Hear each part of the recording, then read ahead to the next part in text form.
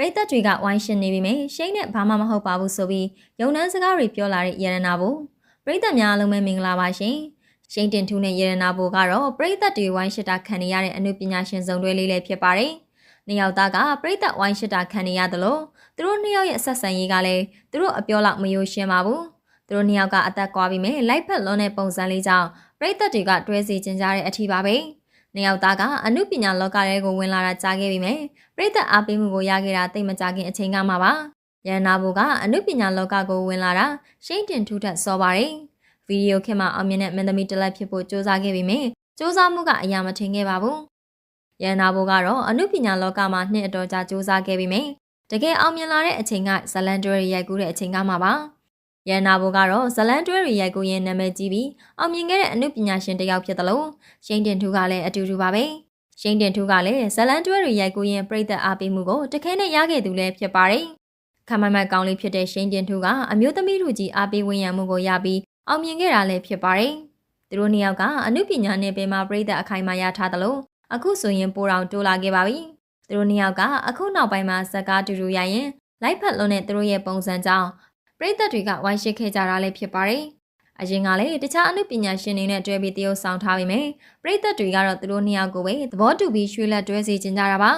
သူတို့နှစ်ယောက်ကိုပရိသတ်တွေကဝိုင်းရှိကြပြီးမယ်ဇက်ကားတွေအများကြီးတော့တွဲမရိုက်ဖူးပါဘူးသူတို့နှစ်ယောက်ကနှစ်ကားသုံးကားလောက်သာတွဲရိုက်ဖူးပေမယ်ပရိသတ်တွေကတော့သဘောတူနေကြသလိုသူတို့နှစ်ယောက်ရဲ့အနေထိုင်ကလည်းမယိုသားပါဘူးနှစ်ယောက်သားကနန်းစုနဲ့လွမ်းပိုင်တို့အတွဲလို့ကန်ဆက်နေတာဆိုပြီးပြောင်းရင်းနေပေမဲ့သတင်းတွေထွက်နေတာတော့အများပြားပါပဲရန်နာဘူနဲ့ရှိန်တင်ထူတို့နှစ်ယောက်ကအမှုပညာမောင်နှမတွေပါဆိုပြီးပြောနေပေမဲ့ခေါ်တဲ့နာမည်တွေကအစပြိသက်စားကျင်စရာပါပဲရန်နာဘူကရှိန်တင်ထူကိုရှိန်လို့ချစ်စနုနဲ့ခေါ်တယ်လို့ရှိန်တင်ထူကလည်းဘိုးဆိုပြီးအဖျားဆွပြီးခေါ်နေကြတာလည်းဖြစ်ပါတယ်နှစ်ယောက်သားကတော့ချစ်စနုနဲ့အဖျားဆွပြီးခေါ်နေကြတယ်လို့ခရီးအတူတူသွားနေကြတဲ့အထီပါပဲချစ်သူတွေမဟုတ်ပါဘူးပြိသက်တွေကချစ်လို့ဝိုင်းရှစ်တာပါဆိုပြီးအင်တာဗျူးတွေဖြေနေကြပေမဲ့အပြင်မှာတော့သူတို့နှစ်ယောက်ရဲ့ခရီးသွားတဲ့ပုံစံတွေနှစ်ယောက်တွဲပုံတွေကတော့ပရိသတ်တွေစီမှာအပြေပါပဲ